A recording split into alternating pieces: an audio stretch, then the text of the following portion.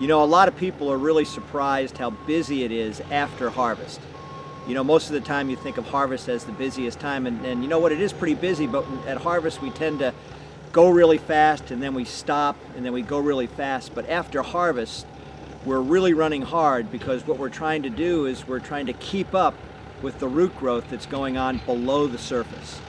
Right after you pick and just before the winter solstice, the grapevines grow almost all their root systems. As a matter of fact, if you just look right back out there right now, terroir is being created just as we speak.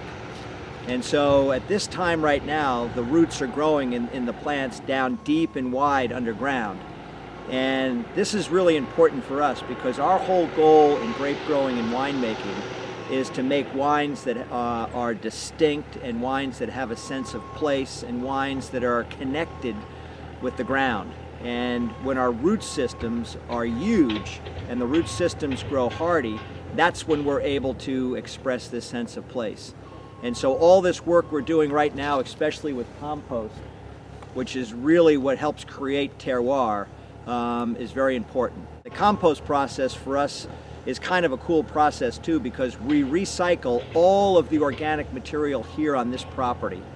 And in the process of recycling it year after year, we create our own unique biology that's in the soil. And think of those little microbes in the soil as our own individual chefs. What those chefs do is those chefs will eat the organic material in the soil.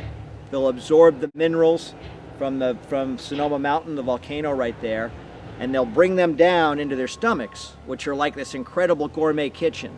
And they'll prepare this one-of-a-kind food made from this property, and then they'll excrete it, and that's what the roots will absorb right there. Compost is an incredibly live, incredibly energetic substance.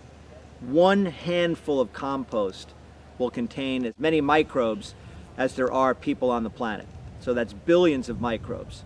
And so you can see what kind of, once we put that on the soil, how it can invigorate the soil and create a condition for good root growth.